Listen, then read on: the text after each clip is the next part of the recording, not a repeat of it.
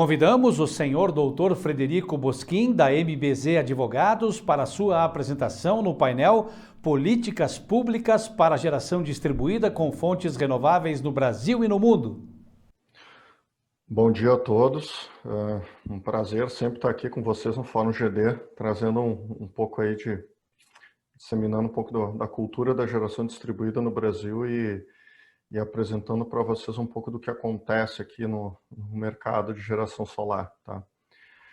Gente, hoje esse painel aqui vai ser focado em políticas públicas para o segmento de geração distribuída no Brasil, tá? É um tema muitas vezes importante aqui para a gente poder ter uma maior difusão da energia solar e ter aí um impulso governamental nesse mercado, tá? Meu nome é Frederico Bosquinho, sou advogado, especializado na área de energia. Estou aqui nesse mercado já há mais de 15 anos, lá da geração centralizada e agora muito mais fortemente na geração distribuída. Eu sou diretor do Sindenergia RS, sindicato aqui das energias renováveis do estado do Rio Grande do Sul, e sou também diretor regional da BGD pro Rio Grande do Sul. O que eu vou trazer muito aqui, então, hoje é uma análise um pouco muito mais propositiva do que eu entendo que seja necessário para um aperfeiçoamento de uma participação de entes públicos dentro do que a gente chama de geração distribuída de energia. Então, como eu havia dito, eu vou tratar um pouco, então, aqui, são poucos slides, é muito mais uma ideia conceitual do que eu entendo do que é necessário para a geração distribuída no Brasil ter um pouco mais de adesão nos entes públicos, tá, gente? Então, vamos lá.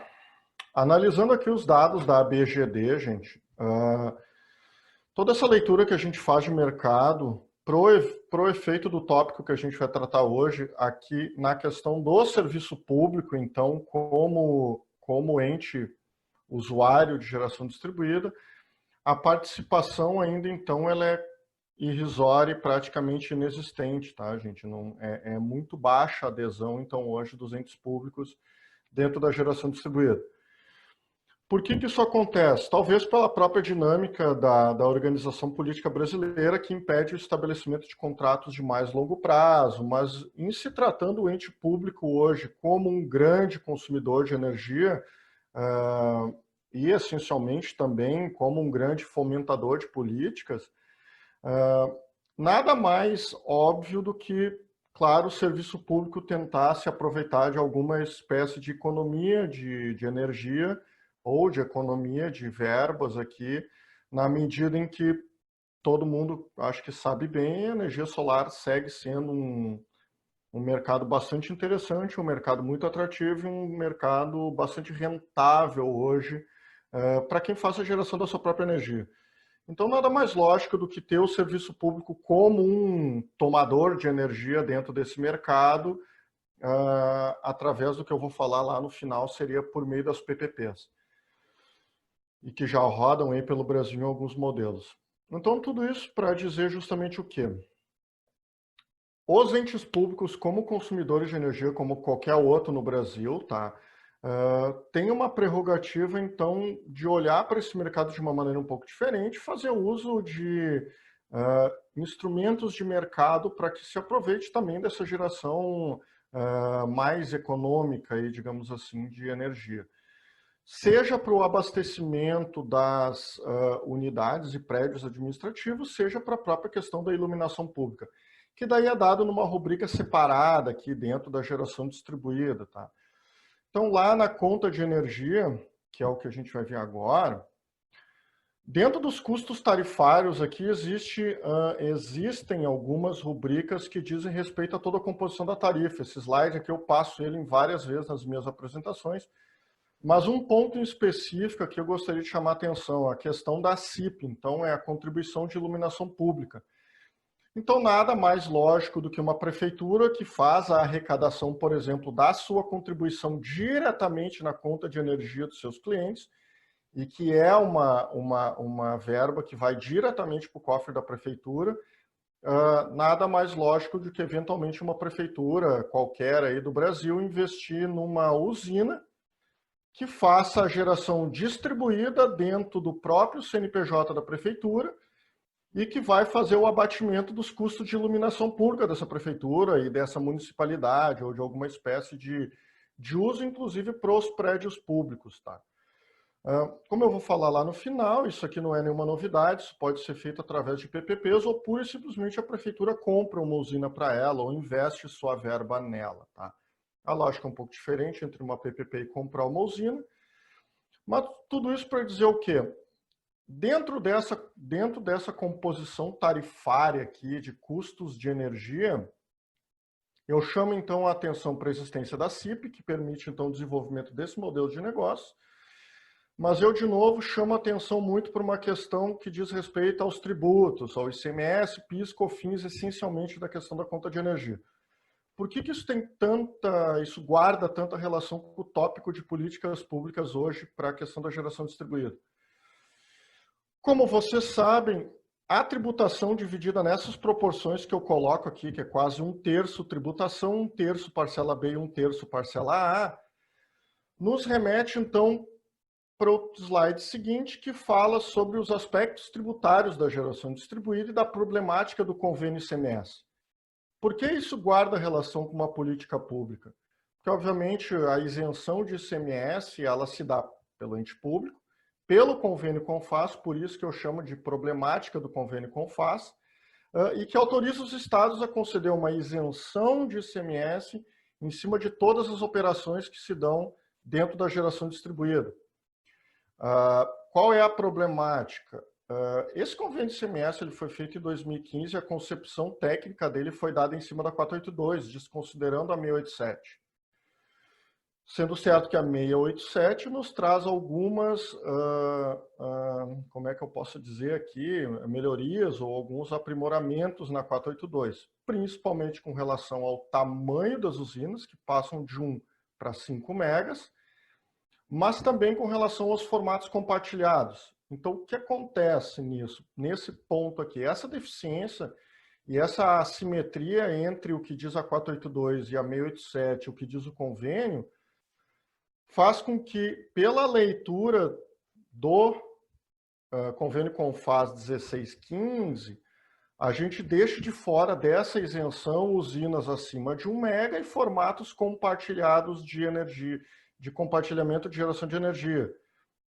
Isso faz com que a gente não consiga compensar, dentro do quilowatt-hora injetado na rede, o ICMS nessas modalidades, usinas acima de 1 mega e formatos compartilhados. Sendo certo que também não é concedido desconto de ICMS nas operações referentes ao que diz aqui o inciso 2, que eu coloco com uma atenção aqui embaixo, custo de disponibilidade de energia reativa, demanda de potência, encargo de conexão, sistema de distribuição, entre outros. Isso faz com que, na verdade, a isenção dada pelo convênio, ela seja, no autoconsumo remoto, somente metade do ICMS da conta, porque aqui a gente não tem sobre disponibilidade, a gente só tem sobre TE, e também traz essa limitação de ser do mesmo titular, ou seja, somente o autoconsumo remoto.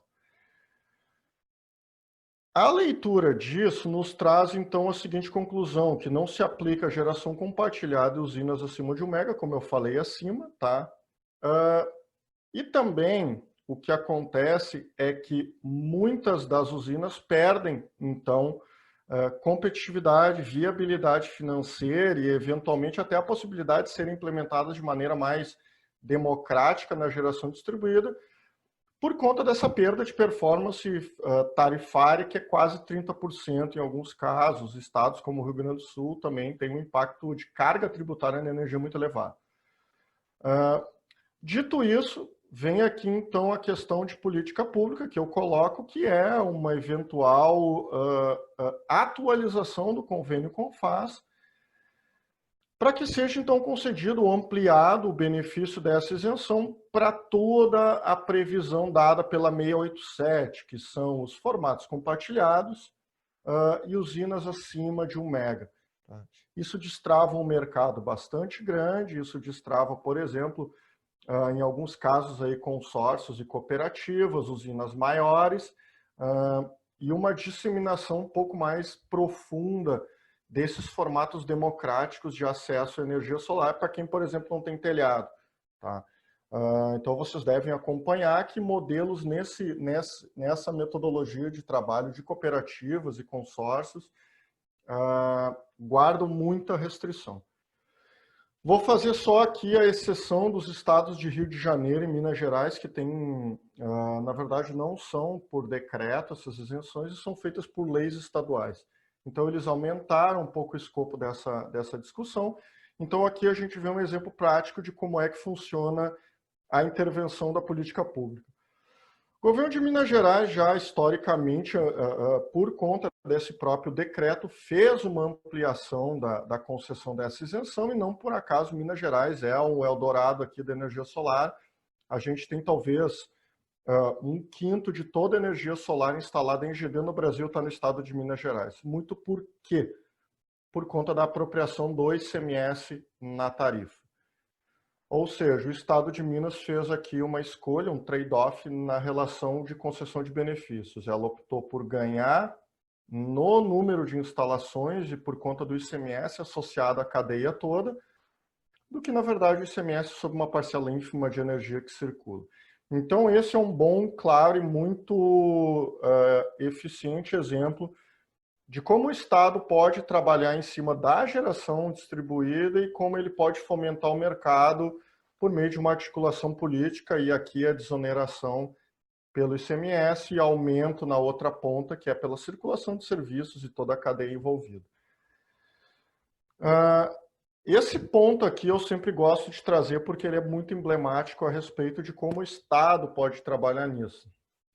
Em contrapartida, a gente tem um outro exemplo que também é dado por alguns, na verdade, modelos de estados que hoje, ou de entes públicos que trabalham no fomento de energia solar, de usinas, de geração distribuída através de metodologias hoje de aplicação de parcerias público-privadas, tá?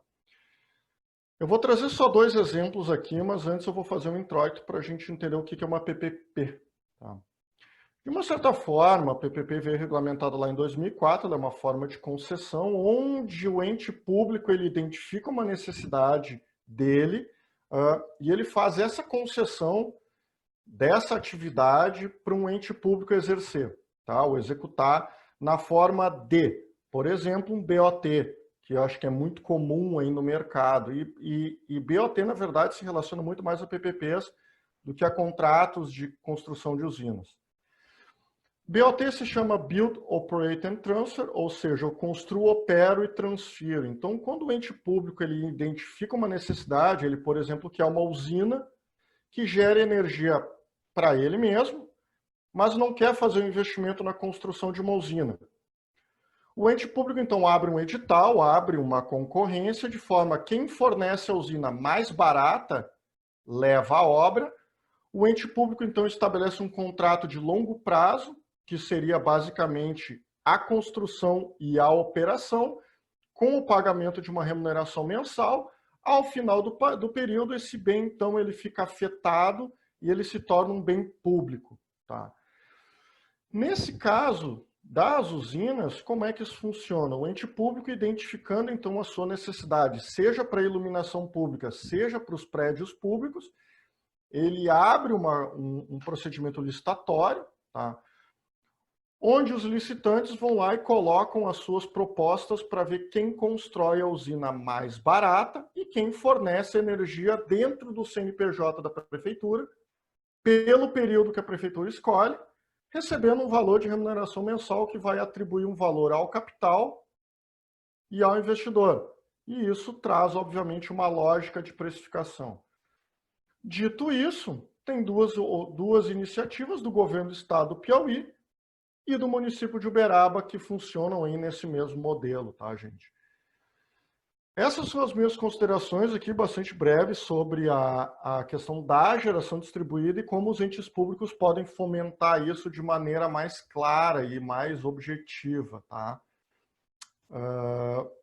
Mais uma vez, obrigado a todos. Espero que vocês tenham aqui aproveitado a nossa palestra e vamos aí fazer um debate construtivo agora com os demais membros da mesa. Tá? Obrigado, pessoal, e boa manhã e bom evento a todos. Agradecemos o senhor doutor Frederico Bosquim, da MBZ Advogados, por sua apresentação.